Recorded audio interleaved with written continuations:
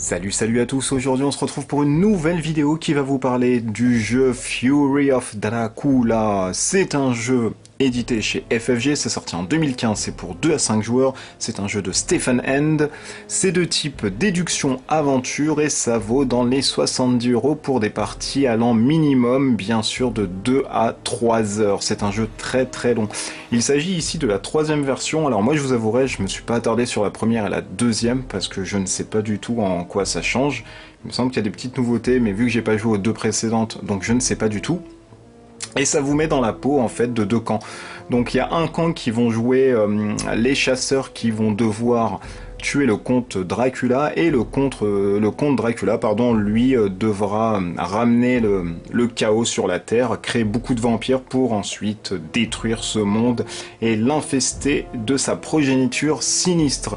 Mais sans plus attendre, comment on joue à Fury of Dracula? Dans Fury of Dracula, un joueur va prendre le rôle de Dracula, qui lui aura pour but de ramener le chaos sur la Terre. Donc dès lors que ce petit tracker va arriver jusqu'à 13 points, on arrête le jeu et le comte a gagné. Il a semé le chaos, créé énormément de vampires dans l'Europe et dans le monde entier, pour subvenir à ses besoins. Et l'autre pool de joueurs, donc un joueur ou alors 4 joueurs au total, vont se répartir les rôles des chasseurs. Donc on va avoir Van Helsing, Lord Godalming, Mina Harker et Dr. John Seward. Si on prend une petite carte de personnages, on va avoir plusieurs indications. Nous allons avoir déjà un petit chiffre ici qui symbolise en fait l'activation du joueur, c'est-à-dire que ce joueur va jouer à chaque fois en 3e position. On va avoir ici ses points de vie, donc il a 8 points de vie. Au-dessus et en dessous, on va avoir le nombre de cartes qu'il peut avoir, donc 3 cartes ici en jaune d'événements et 3 cartes ici en rouge d'items. On va avoir ici des compétences supplémentaires qui sont propres aux joueurs et on va avoir les bites, donc ce sont les morsures que peut accueillir le joueur avant de se retrouver mort et renvoyé à l'hôpital. Une fois qu'on a pris sa carte de personnage, donc on va faire un peu de place parce que comme vous le voyez, le plateau est très grand. Une fois qu'on a pris son personnage, on va ensuite positionner son personnage dans n'importe quelle ville où l'on souhaite débuter. Effectivement, ce jeu en fait est un jeu d'aventure de déduction et il va falloir trouver Dracula dans l'une des villes d'Europe, en passant par l'Espagne, la Grèce, l'Italie et ensuite les Balkans, pour le détruire, car les joueurs des chasseurs gagnent uniquement et uniquement seulement si le comte Dracula est détruit. Donc il vous donne un petit setup en fait de base dans le livret de règles. Pour commencer, moi je vous avouerai que j'ai positionné ça aléatoirement pour vous montrer un peu ce qu'on peut faire. Je vais vous exposer maintenant ce qu'on peut faire durant le tour des héros et ensuite durant le tour de Dracula. À savoir que cette vidéo ne va pas tout vous expliquer dans les moindres détails parce qu'il y aurait beaucoup de choses à dire, mais vous expliquer l'essentiel pour que vous puissiez en fait vous donner un ordre d'idée de comment se joue Fury of Dracula. Alors on va passer en revue les actions que peuvent faire les chasseurs durant leur tour. Donc comme je vous l'ai dit, je vais vous rappeler un peu comment s'activent les chasseurs. On regarde le petit chiffre ici au coin gauche et on active les chasseurs de la valeur la plus faible à la plus forte, donc c'est-à-dire 1, 2, 3 et 4 généralement, sauf qu'à contraire bien sûr d'une carte. Dès lors, les actions qu'on va pouvoir faire. Alors on peut faire différents types d'actions au moment de la journée, donc à savoir qu'on va avoir les jours ici sur la petite roue qui vont du lundi au dimanche, et on va avoir en fait le jour sous ces 2 formes. Donc si on prend le lundi par exemple ici, le lundi on va l'avoir sous forme jour et sous forme nuit. Donc les joueurs pourront jouer en fait 2 fois durant leur tour, mais pas 2 fois de suite. Donc il faudra faire un tour complet durant le jour et ensuite un tour complet durant la nuit.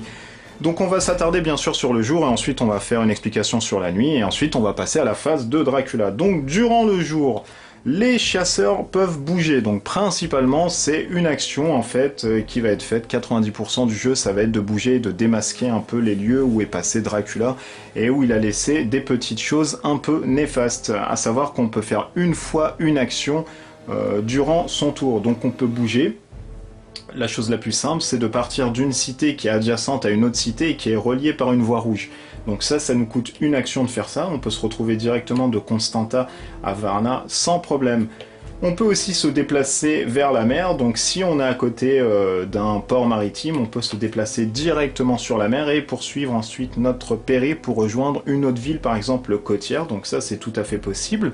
Si on se trouve directement sur une mer, on peut se déplacer soit de la mer et accoster sur un port, donc ça c'est tout à fait possible, ça nous coûte aussi une action de déplacement, ou alors on peut se déplacer directement sur une autre zone de mer, à savoir que chaque mer est délimitée par des petits pointillés.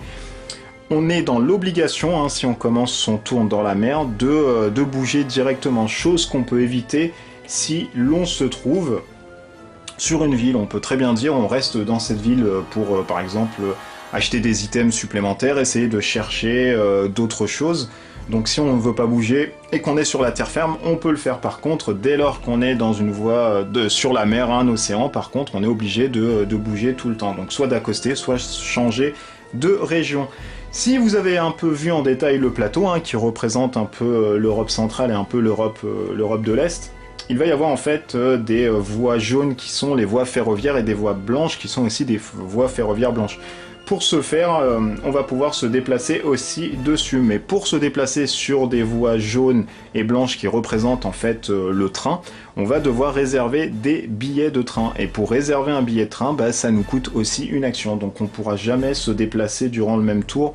Il faudra au préalable acheter un billet de train pour se déplacer de manière un peu plus lointaine, à savoir que si vous voulez vous déplacer gratuitement, bah, c'est soit par les voies rouges ou sinon les ports si vous avez l'opportunité, mais ça coûte beaucoup plus d'actions de se déplacer comme ça. Si on prend pour une action un billet de train, donc si on retourne hop un billet de train, on le regarde ici, on va avoir 2 chiffres sur le billet de train.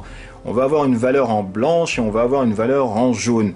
Si vous avez un peu suivi et que vous avez un esprit de déduction hyper rationnel et au-dessus de la moyenne, vous allez pouvoir déduire que c'est le nombre de cases qu'on va pouvoir faire sur des tracés blancs et le nombre de cases qu'on va pouvoir faire sur les tracés jaunes, à savoir que ces 2 chiffres en fait sont soit fusionnables, donc soit on peut faire 3 blancs et ensuite 3-2 si on a l'opportunité de le faire, ou on peut faire 3 blancs et uniquement 3 blancs, ou alors jusqu'à 3. Ou sinon on peut faire uniquement le chiffre en jaune. Donc vous faites ce que vous voulez en fait comme combinaison sur votre ticket. Une fois que le ticket est joué, bien sûr, il est défaussé, il retourne dans la réserve et une autre personne pourra l'avoir, bien sûr, s'il tire ça au hasard. Donc voilà un peu pour les déplacements et pour les réservations de train. Donc on a vu 2 actions, celle des déplacements et celle pour réserver un ticket de train pour aller un peu plus vite dans ces déplacements. On peut ensuite se reposer. Donc pour se reposer, c'est simple, on dit on se repose et on récupère en fait un token de blessure sur sa carte de personnage. Donc on se soigne, on l'enlève. Ce qu'on peut faire aussi, si on est dans une cité, on peut chercher des items. Donc pour ce faire, durant le jour, on retourne en fait une carte ici bleutée avec le symbole des chasseurs.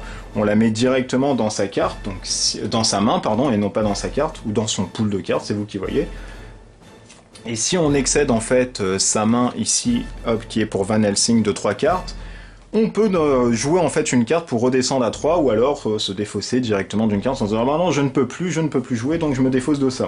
Une fois qu'on a tiré une carte d'item, on va ensuite tirer une carte d'événement. Donc les cartes d'événement ont 2 possibilités sur leur dossard. On va avoir ici le symbole des chasseurs. Donc dès qu'on tire une carte d'événement avec ce symbole, hop, le propriétaire la retourne, la lit à haute voix pour savoir de quoi il est question afin que Dracula sache aussi de quoi il est question, et ensuite la garde dans sa main. Autre cas de figure, si on tire une carte comme ça, avec le symbole de Dracula, donc de la chauve-souris avec du crâne, c'est une carte qui est directement défaussée face cachée, donc personne ne sait ce dont il est question de cette carte, et on perd, entre guillemets, hein, une carte d'événement. Donc on a vu les actions se déplacer, on a vu l'action se reposer, se prendre un voyage, un ticket de train, on a vu l'action aussi de chercher des items dans les grandes cités et uniquement dans les cités. On ne peut pas chercher d'items, je le rappelle, sur les petits villages comme ça, on est obligé d'être dans les grandes cités pour pouvoir prétendre à prendre des items. On peut ensuite, si on est sur la même case qu'un de nos joueurs, s'échanger des items ou des tickets de train, je vais y arriver, j'allais dire des tickets de métro, mais non, des tickets de train. Et on s'échange ça secrètement, donc Dracula ne sait pas si on s'échange tel ou tel item, etc. À savoir que tous les dialogues autour de la table se font de manière entre guillemets visible et rien n'est caché au joueur Dracula. Ce qui est caché, c'est uniquement en fait les items qu'on va pouvoir récupérer et ce qu'on va s'échanger avec nos personnages. Donc Dracula ne sait pas ce qu'on échange, etc. Et donc il n'y a pas de souci là-dessus. Et bien sûr, dès lors que Dracula, lui, va se déplacer face cachée, hop, pour vous donner l'action ensuite supplémentaire, il va mettre des cartes rencontres sur ses déplacements, et si l'on se trouve, hop, sur une zone où Dracula est passé, par exemple ici c'est Venise et on vient d'arriver à Venise, donc Dracula regarde s'il s'est déplacé à Venise, oui il s'est déplacé à Venise, on va dire qu'il avait mis une carte rencontre ici, on a la possibilité pour une action de retourner cette carte rencontre pour savoir ce que Dracula nous a laissé à Venise, donc il peut nous laisser des vampires derrière, il peut nous laisser des rats et des choses abominables. Dès lors qu'on a fini, hop, je retire ça, ça c'était pour les angles de l'action. Dès lors qu'on a fini, on avance ensuite le tracker qui se change en nuit. Entre le jour et la nuit, il y a, on va dire, la pénombre, le crépuscule. Si Dracula se trouve sur une zone, enfin, sur une ville plus précisément, où se trouve un chasseur, il y a combat. Je vais venir sur le combat un peu plus tard, pour vous expliquer comment on combat. S'il n'y a pas en fait Dracula sur une des cases où se trouve un chasseur, on passe directement à la nuit. Et durant la nuit, on va pouvoir faire l'ensemble de ces actions, sauf qu'on ne pourra plus se déplacer. Durant la nuit, on ne se déplace plus du tout. On peut faire donc des réservations de tickets, il n'y a pas de problème. On ne peut plus se déplacer ni par voie maritime, ni par petite route, etc. Le déplacement nous est interdit. On peut toujours chercher des items dans des grandes villes, sauf que dès lors qu'on va chercher un item dans une grande ville le soir, on va toujours tirer une carte qui va venir sur dans la main du joueur, pardon, un peu du mal, je vais y arriver, pourtant il fait nuit donc c'est un peu tard. Et ensuite on va tirer une carte d'événement. Par contre, nous n'allons pas tirer en fait une carte d'événement au-dessus du paquet, on va commencer en fait par le fond du paquet. Donc secrètement on va prendre la carte du fond. Si c'est une carte qui représente toujours, hop, les chasseurs, donc on la prend, on la lit, il n'y a pas de problème. Par contre, durant la nuit, dès lors qu'on tire cette carte, on la donne directement à Dracula. Et Dracula, en fait, va être plus fort avec les cartes événements qui lui sont propres. Donc voilà, c'est un peu la seule chose qui va changer durant la phase de nuit. Donc les cartes qu'on va tirer en jour, ici avec le symbole Dracula, sont directement défaussées de manière secrète. Par contre, la nuit, dès qu'on va tirer une carte d'événement, on va commencer par le fond du paquet, donc sans savoir le dossard qui arrive.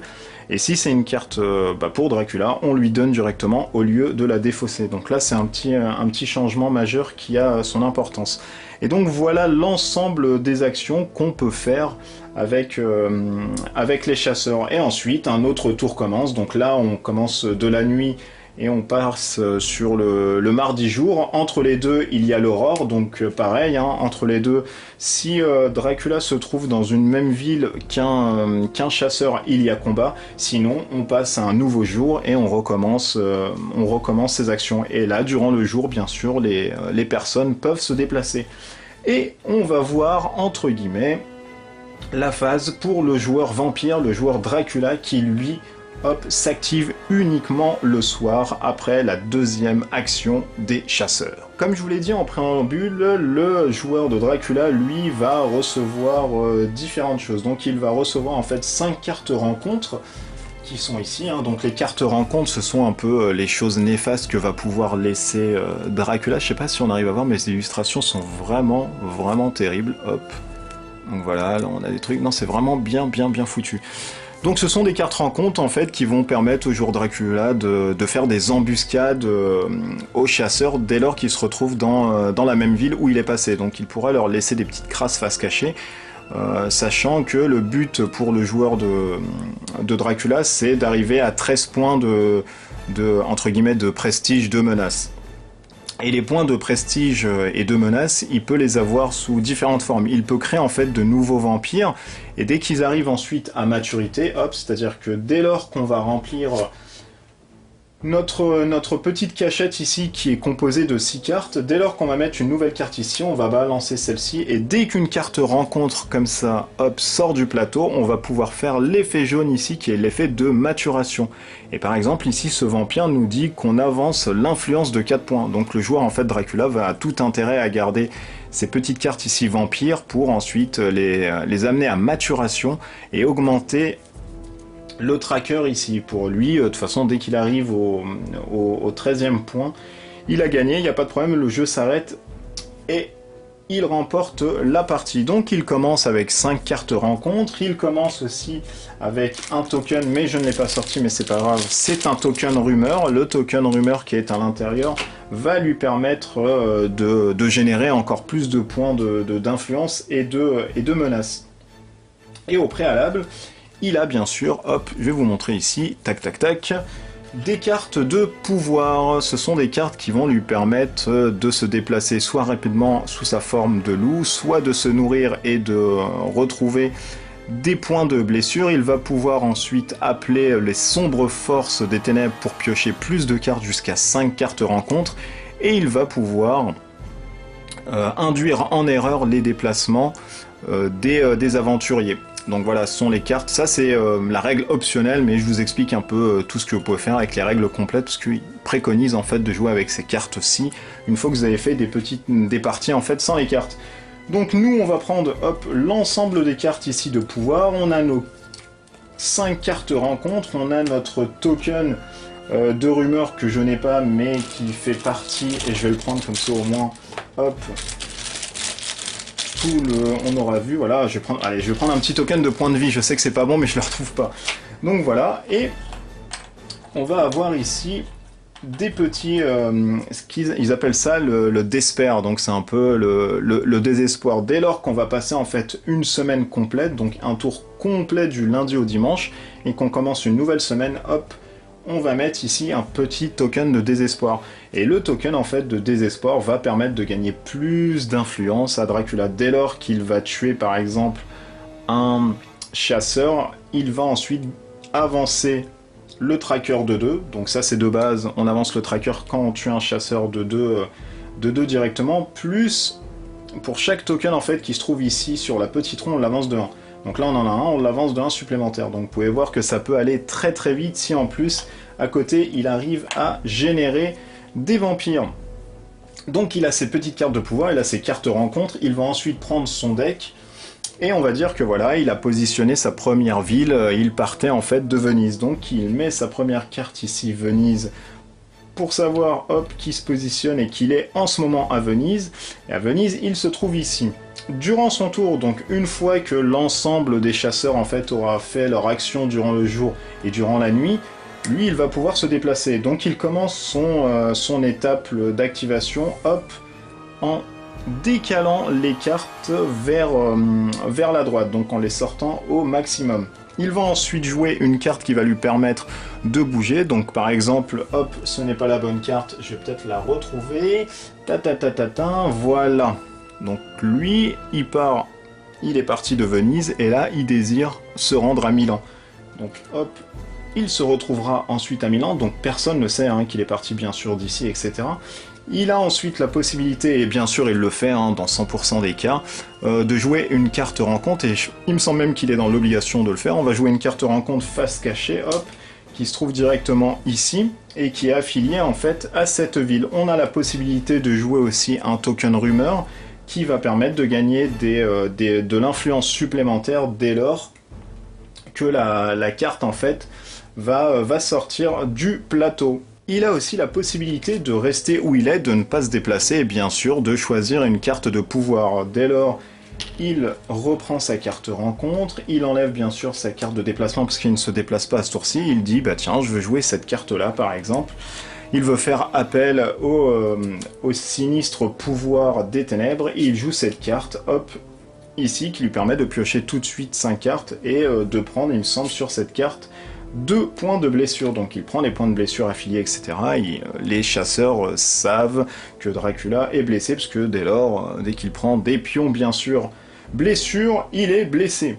Alors, chose que peut faire Dracula, donc il peut bouger par voie terrestre, hein, donc comme les chasseurs. Par contre, il ne peut pas bouger en fait par train, c'est pas possible. Donc pour lui, il ne supporte peut-être pas le train, je ne sais pas, ou les chemins ferroviaires, ça sent peut-être trop la friture, je ne sais pas pourquoi il peut pas bouger, mais en quel cas il ne peut pas bouger du coup par train.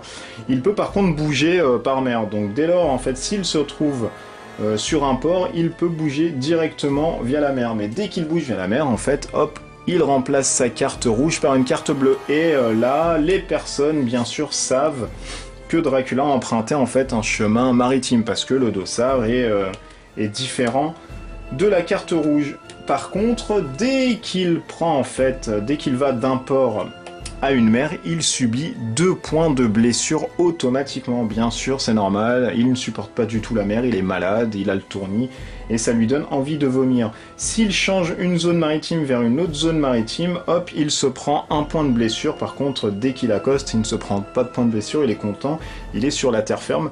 Pour le cas, il pourrait voler, mais je ne sais pas pourquoi il emprunte les voies maritimes. Mais bon, c'est pas grave, hein, on va dire que voilà, il emprunte les voies maritimes sans problème. Dès lors qu'on va remplir, qu'on va remplir le plateau de cartes, donc voilà, je fais n'importe quoi, mais c'est normal, c'est pour l'exemple. Donc voilà, on va dire qu'on arrive à son début de phase, en fait. Donc là, il va jouer une nouvelle carte, et on va avoir en fait des cartes tout le temps, voilà, on va avoir des petites cartes qui vont être affiliées, toujours à Dracula. Donc là, on va être dans cette config-là. Donc je vous rappelle, hein, les chasseurs, parce que là j'ai tout positionné, en même temps je refais un petit backroll sur ce que j'ai dit sur les chasseurs. Dès qu'un chasseur va arriver sur une ville, et la ville figure directement sur le plateau Dracula, on va dire que voilà, il retourne cette ville, donc là il est à Venise. Hop, le chasseur se trouve à Venise, il est ici, Dracula a la possibilité de faire une embuscade avec cette carte, où il peut très bien dire non, c'est bon, il n'y a pas de problème. Ensuite, le chasseur, lui, pourra dépenser une action pour chercher un peu ce qui se trouve à Venise, donc découvrir l'ensemble des cartes en fait qu'il a mis ici, une par une, ou alors il peut très bien dire non, je ne fais rien, il n'y a pas de problème, je veux m'équiper avant de voir ce qu'il y a, etc. Donc là, premier cas de figure de retourner en fait des cartes, c'est de se retrouver sur les mêmes lieux où Dracula est passé. Donc quand on va jouer une carte, hop, on va jouer une nouvelle carte par exemple ici, on va décaler la première carte ici. Donc hop, tout va se décaler, parce que tout se décale à notre tour de jeu. Et dès lors en fait qu'une carte quitte le plateau ici, on va la retourner. On ne retourne pas le lieu dit s'il n'est pas découvert, on va le remettre dans sa main, donc on ne peut pas se déplacer 2 fois sur le même lieu, parce que le lieu en fait lui va coulisser, il faudra attendre grosso modo 5-6 tours pour que le lieu redevienne accessible.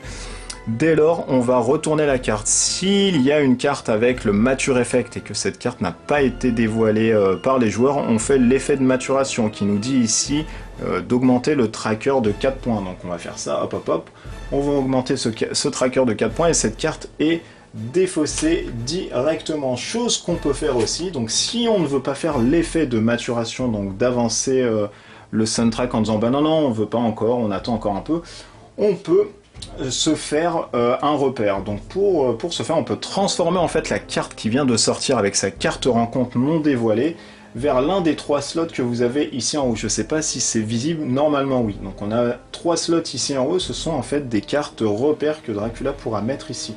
Dès lors qu'il transforme en fait un lieu qui vient de sortir en repère, il a la possibilité de jouer une carte encore rencontre là-dessus.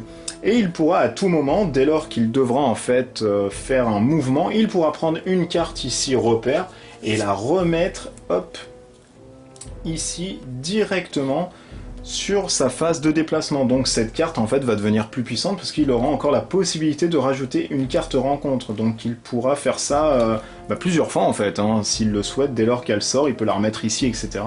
Il peut avoir plusieurs cartes rencontres, il peut détruire des cartes rencontres et le lieu affilié avec des cartes aussi qui lui sont propres, etc. Là je rentre pas vraiment dans les détails, je vous expose un peu ce qu'on peut faire.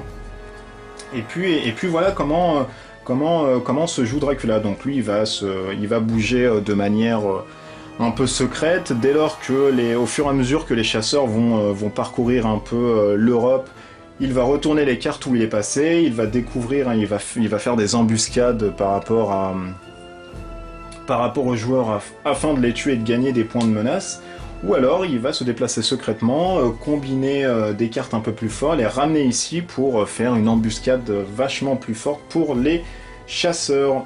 Dès lors qu'il a fait ça, et s'il par exemple maintenant se trouve sur un lieu où se trouve un vampire, on passe en phase combat, et ça va être sans doute la dernière explication pour ce jeu, en vous expliquant comment se passent les phases de combat. Et on va passer en revue le combat, et je pense qu'on va clôturer en fait cette vidéo sur le combat, parce que l'ensemble des règles, entre guillemets, a été dites. Je suis pas rentré dans les détails parce que ce n'est pas le coup de cette vidéo, hein, faut pas trop rentrer dessus. S'il y a des questions, de toute façon, j'y répondrai via les commentaires, etc. Il n'y a pas de souci. Donc dès lors en fait que un chasseur rencontre Dracula qui est dans la même case que lui, il le révèle directement. Il révèle bien sûr son lieu en sachant, bah voilà, s'il est à Venise, il retourne Venise et il se trouve ici directement. Donc si Venise est ici, il retourne en disant ah bah tiens, je suis à Venise, et il y a un combat qui se passe. Alors le combat se passe uniquement si on est dans la zone down, donc l'aurore, ou alors durant le crépuscule, à savoir qu'on peut combattre uniquement durant ces deux phases-ci. Donc on va dire que là, hop, on arrive ici au down, donc on est au lundi, lundi en journée, on a fait notre petit déplacement, tiens, on vient de rencontrer Dracula, on passe au dusk, donc qui est le crépuscule, et là, on a la possibilité de combattre. Dès lors, le joueur des chasseurs va prendre, hop, en plus de ses cartes items hein, qu'il aurait dans sa main, il va prendre une carte escape, une carte punch et une carte dodge. Donc il va avoir ces trois cartes-ci en plus dans sa main de départ. Sur une carte, on va avoir une petite illustration ainsi que des petites icônes. Les petites icônes vont servir en fait à...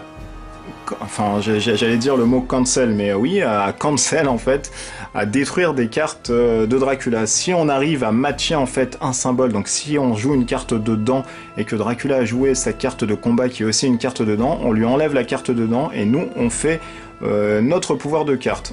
Donc on va prendre nos cartes chez le joueur des chasseurs, donc hop, et on va dire qu'il va avoir ses cartes en plus, et le joueur qui joue Dracula, lui, va avoir un deck ici de cartes, il va mélanger et il va prendre les 5 premières cartes, donc 1, 2, 3, 4 et 5, donc il va ensuite remettre ça ici, et il va regarder, hop, ses cartes. Ces cartes aussi, il y a plusieurs petites émoticônes. Donc là, on va avoir des dents, là, on va avoir un point, là, on va avoir une chauve-souris, et là, on va avoir le mist. Et on va faire ça pendant 6 rondes. Alors, comment se passe un round de jeu? Donc chacun choisit, hein, bien sûr, secrètement, en fait, une carte. On va dire que Dracula, lui, va jouer les dents crochues pour absorber le cocktail sanguin de notre cher chasseur de vampires, et lui va se dire ah bah tiens, je vais essayer de lui mettre un coup de poing. Donc chacun joue leur carte face cachée. Dès lors, on révèle ensuite les cartes et on regarde si les symboles matchent. Donc là, hop, on a joué une dent.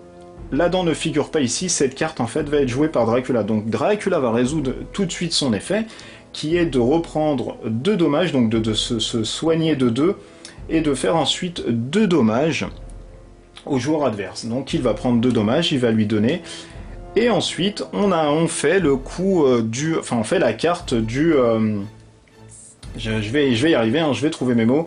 On fait la carte du chasseur. Donc le chasseur, lui, il joue une carte punch qui est un point, il lui met un coup de poing et il prend un dommage. Donc Dracula va prendre un dommage.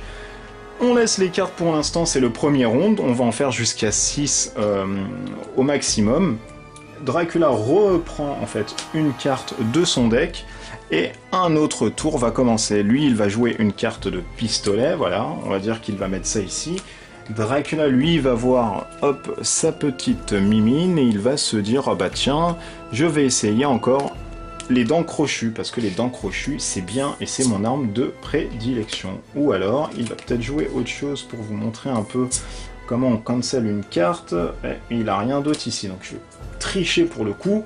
Plop, plop, plop, plop, plop, plop, plop, hop, hop, hop, voilà, je vais tricher, je vais jouer des griffes. Hop, et on remet ça ici, parce que ici on triche beaucoup pour vous montrer des exemples. Donc il va jouer, hop, on retourne les cartes, tac là, donc là ce sont des griffes avec le symbole griffe, et là, oh miracle, il a joué un pistolet avec le symbole griffe, donc tout de suite en fait cette carte n'aura pas effet, et on va résoudre la carte ensuite du chasseur qui lui est de mettre 2 points de dégâts à Dracula directement. Donc Dracula est assez entamé, il va prendre une nouvelle carte. Le joueur des chasseurs va prendre la précédente carte qu'il a jouée et va l'ajouter à sa main. Celle-ci par contre ne reviendra pas, parce que déjà c'est une carte qu'il a jouée. Et on va recommencer un autre tour de suite. Dès qu'on a joué 6 tours, on regarde ensuite ce qui se passe. Si un joueur est mort, bah, il est directement renvoyé à l'hôpital le plus proche de sa région. Donc là c'est une région, là c'est une région, là c'est une région, là c'est une région, etc. Si par contre Dracula s'enfuit, hop, il peut s'enfuir en tant que chauve-souris ou alors disparaître dans le brouillard, se changer en brouillard. Et là ce sont les cartes d'effet qui lui permettent de s'enfuir directement. Donc voilà un peu comment on joue un combat. Donc on fait 6 rondes, on laisse les cartes pour montrer qu'on a bien fait 6 rondes. Une fois qu'on a fait ça, on reshuffle les cartes, on les remet dans leur deck respectif, et puis on fait ça jusqu'à ce qu'on arrive à tuer Dracula ou non. Et celui qui arrive à tuer Dracula, les chasseurs ont gagné la partie. S'il arrive à avoir 13 points de menace, Dracula a gagné la partie. Et on fait ça durant chaque tour de jeu. Et voilà un peu comment se joue Dracula. Bien sûr, on va avoir différents tokens supplémentaires. On va avoir des tokens où on peut mettre des chauves-souris. Donc pour vous donner un ordre d'idée, donc ce token-ci, dès qu'une personne arrive ici, il est directement expulsé à une autre cité adjacente. Donc ça lui permet en fait de lui éviter de franchir cette zone. On va avoir ici des tokens de pluie torrentielle et d'éclairs, donc par exemple cette zone ne sera pas accessible durant le voyage, donc uniquement Dracula en fait pourra s'échapper via cette tempête, mais les autres ne pourront pas en fait le suivre. On va avoir ici des tokens fog, donc c'est des tokens de brouillard, donc cette zone sera inaccessible, il sera impossible de faire des voyages maritimes là-dessus. On va avoir ici des zones bloquées par Dracula, il ne pourra pas passer par cette zone, ainsi de suite, ainsi de suite. On va avoir beaucoup de tokens qui vont permettre aux joueurs, à la fois à Dracula et aux chasseurs, d'éviter de se déplacer, de contourner des choses, etc. On pourra aussi avoir la possibilité d'avoir des alliés. Donc si on arrive à voir là-bas, là, tout au bout, il y a un petit carcan bleu, ce qui symbolise un allié chez les chasseurs. Donc on peut avoir uniquement un allié. Si on a un deuxième allié, bah, le premier allié est défaussé, il est remplacé. Et chez Dracula, c'est à peu près pareil. On peut avoir uniquement un seul allié. Et puis voilà comment on joue un peu Fury of Dracula 3ème édition. Moi je vous avouerai, je sais pas du tout ce que ça apporte en termes de nouveautés, parce que j'ai pas connu la première et la deuxième version.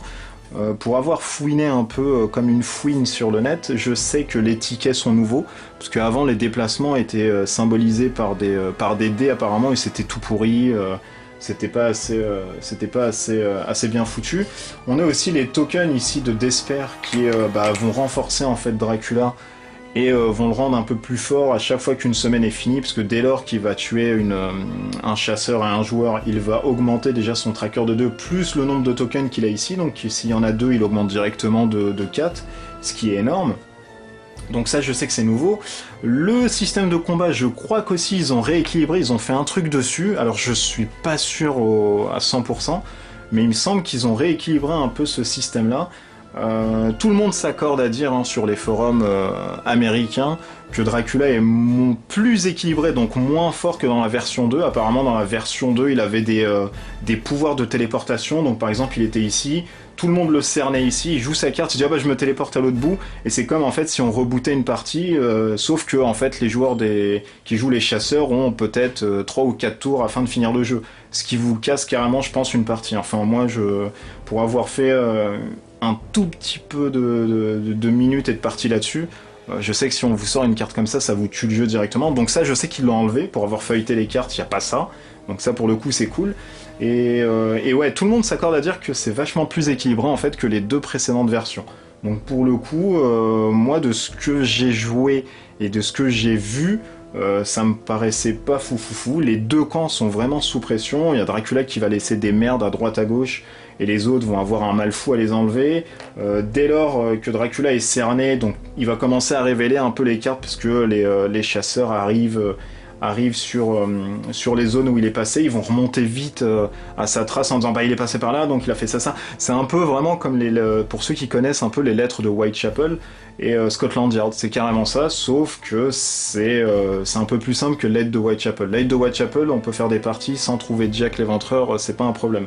Là on peut quand même remontrer à sa trace, on peut clôturer des zones en disant bah je vais le bloquer par là, etc. C'est un peu vraiment le film qu'on a en tête de Coppola, où on a le comte Dracula en fait qui part et qui remonte vite à son château pour pouvoir, je sais plus ce qu'il devait faire, etc., se ressourcer ou machin, j'ai plus tellement le film en tête, et on a toute cette cavalcade là, cette rencontre et cette poursuite envers le comte jusqu'à la fin en fait du coucher du soleil. Donc tout le monde se presse à aller au château vite avec les coups de fouet, les chevaux, etc. Donc c'est un peu le même sentiment qu'on a ici, c'est une course contre la montre, parce que lui de toute façon il devient de plus en plus fort dès que la semaine se finit, il a des tokens, etc. Il renforce ses pouvoirs, machin, et les joueurs essayent au maximum de le démasquer, de le buter avant qu'il devienne hyper balèze. Donc voilà, je remonte la boîte, hein, c'était Hop, The Fury of Dracula, un jeu de 2 à 5 joueurs, c'est dans le thème gothic horreur, aventure, déduction. Si vous aimez Scotland Yard, l'univers de Dracula, sachez que ce jeu édité chez FFG et qui est sorti en VO, uniquement pour le coup en VO, je crois qu'il y a une version française qui peut-être devrait être prévue. Donc voilà, c'est sorti en 2015, ça vaut 70€. C'est fait par Stephen Hanks, c'est un très très bon jeu. Vraiment, pour moi, de ce que j'ai lu, de ce que j'ai joué, c'est un jeu qui est vraiment sympathique. Même si je vous ai dit 2-3 heures, franchement, vous les sentez même pas en tant que Dracula, en tant que chasseur. Vous êtes là un peu à trouver par où il est passé, ce qu'on doit faire, machin, attention, mais si on fait ça, machin, il va nous débusquer, il va faire des coups de crasse. À savoir que Dracula, c'est tout. Il entend tout sur la table, donc lui il peut ricaner tranquillement à côté, il peut faire ses propres pièges machin. Par contre vous voilà, vous pouvez vous prendre des trucs assez sales dans la tronche. Et ils ont changé aussi la boîte et l'illustration. Moi j'aime beaucoup, c'est le premier Dracula en fait qui est sorti dans les années, si je dis pas de bêtises, 1900 et quelques. Fait par Bello, je sais plus qui. J'ai juste le prénom en tête, il me semble. Et voilà, je sais qu'aussi l'acteur s'est fait... il a tellement pris à cœur le rôle de Dracula qu'il s'est fait, je crois, enterrer avec la cape de Dracula. Enfin, c'est un truc de fou, quoi.